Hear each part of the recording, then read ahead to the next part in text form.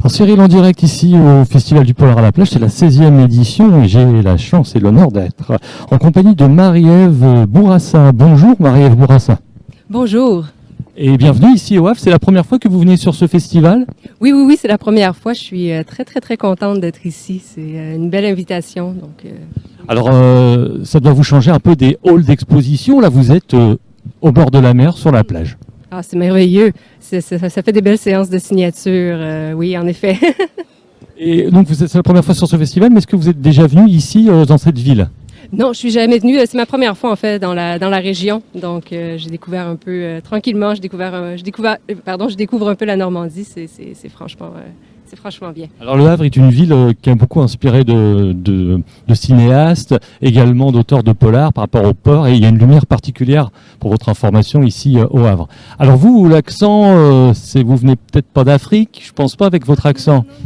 Non, en fait, je suis du Québec. Je vis à Montréal depuis une vingtaine d'années. Sinon, je suis originaire d'un petit village au Québec, en Estrie, oui. D'accord. Alors, qu'est-ce qui vous a poussé à faire du polar, vous En fait, je dirais que c'est la même chose qui m'a poussée à écrire tout simplement, et c'est le cinéma. Moi, je suis du cinéma, en fait, à la base. J'ai toujours voulu écrire pour le cinéma, et j'ai écrit un scénario que j'ai transformé en livre, qui est devenu mon premier roman, Par le feu. Et j'ai toujours aimé le polar parce que j'ai toujours aimé les films noirs, les films américains avec comme Humphrey Bogart et compagnie. Et j'avais envie d'écrire un roman comme ça, mais typiquement québécois, qui se passait à Montréal, avec un détective privé, très typé, d'aller jouer justement avec tous ces codes-là du polar. Donc, c'est vraiment le cinéma qui m'a amené vers cette écriture. Le cinéma, c'est donc vous faites que du scénario, vous avez joué dans des films, vous avez produit ou... Moi, c'est vraiment l'écriture. J'ai étudié, en fait, pour être actrice, et j'ai vite décidé que ma place n'était pas sur une scène ou devant une caméra, mais derrière. Donc, c'est vraiment l'écriture, oui. D'accord. Combien de films à peu près vous avez écrit? En fait, j'en ai écrit, mais je me suis vraiment retournée plus vers la littérature. Là, je fais un retour tranquillement vers la scénarisation, mais pour la télévision.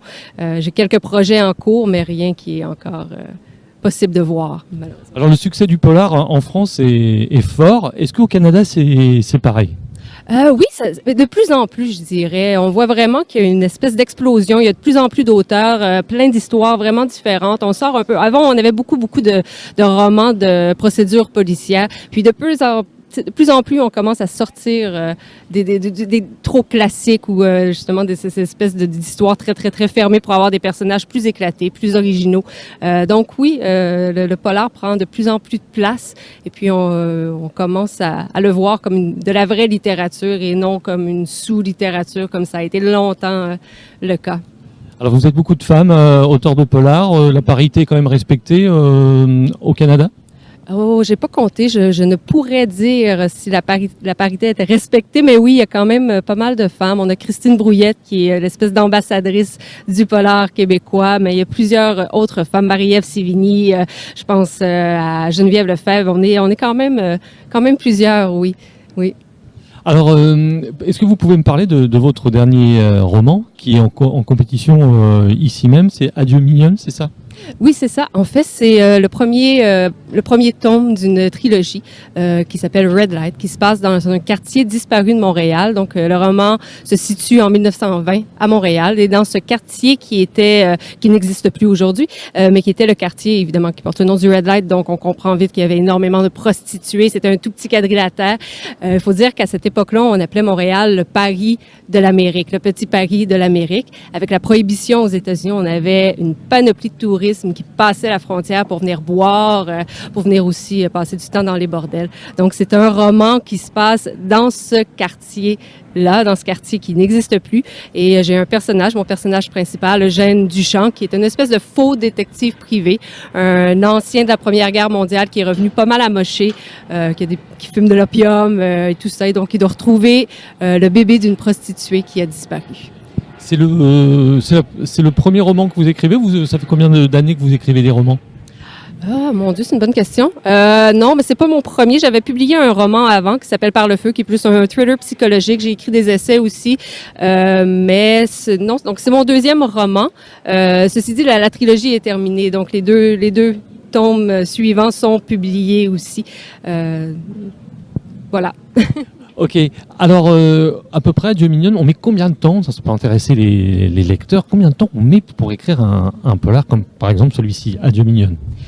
En fait, je vais parler pour la trilogie au complet. Je considère que c'est 10 ans de ma vie parce qu'il y a eu énormément de recherches à faire vu que c'est pas un roman contemporain. Énormément de recherches sur le quartier, sur l'époque et tout ça. Donc, c'est environ 10 ans de ma vie, oui, pour les 3 tomes. 10 ans de ma vie, vous avez un peu voyagé, vous avez rencontré des gens, vous avez eu des témoignages de personnes justement pour écrire ce livre?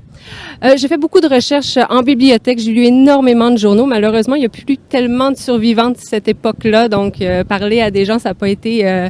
non, pas possible en fait. Mais oui, beaucoup de photos. On est chanceux. Aujourd'hui, c'est de plus en plus facile. La plupart des archives sont numérisées. Donc, on n'est plus obligé de toujours se déplacer. Mais oui, c'est ça. Beaucoup de journaux. La langue était différente aussi. Donc, je me suis baignée de cette espèce de langue-là qui n'existe plus. Puis, voilà. Vous savez qu'ici, il y a une particularité sur ce festival, c'est unique en France, c'est qu'ils sortent une compilation de musique. Et on demande à certains auteurs d'écrire un texte de chanson pour qu'un groupe de la région le mette en musique. Est-ce qu'on a fait appel à vous pour écrire un texte de chanson? Mais j'en ai pas écrit, j'aurais vraiment dû.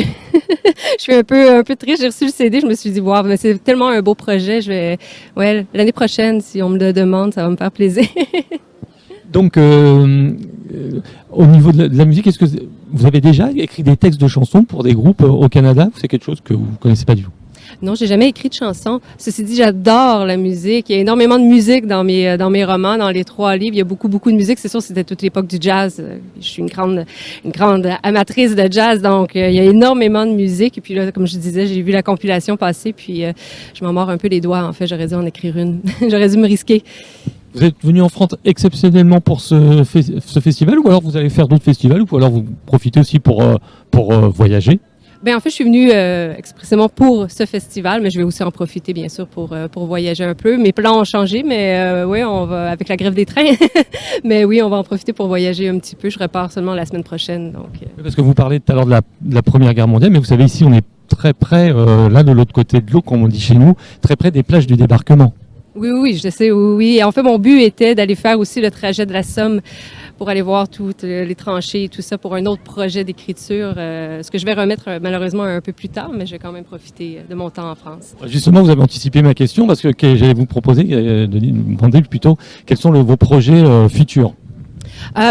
Justement, il y a ce projet-là. Je vais écrire un livre sur la Première Guerre mondiale, un roman, mais vraiment parler de se plonger dans le cœur du 22e régiment, qui était le régiment canadien-français à cette époque-là. C'est un de mes projets. J'ai aussi un autre polar qui est en cours d'écriture en ce moment. Puis, j'ai beaucoup de projets et pas assez de temps. D'accord.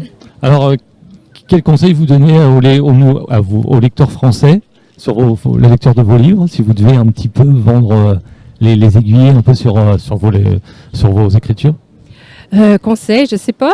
En fait, si quelqu'un a envie d'un voyage, je crois que c'est une bonne façon d'aller au Québec, de se laisser baigner par cette langue-là, parce que c'est très québécois. Les dialogues sont très parlés, et c'est une langue justement, comme je disais tout à l'heure, qui n'existe plus. C'est une langue qu'on parlait dans les années 20. Donc c'est une langue très imagée. Mais je pense que si on se laisse emporter là-dedans, ça peut être un beau voyage. Ça peut être une belle façon de voyager. Ok. Alors, écoutez, Marie-Ève Bourassa, on vous souhaite déjà bienvenue ici en Normandie, chez nous, comme on dit, si bien. Et puis, on vous laisse avec vos lecteurs. Merci beaucoup, merci. Au revoir. Au revoir.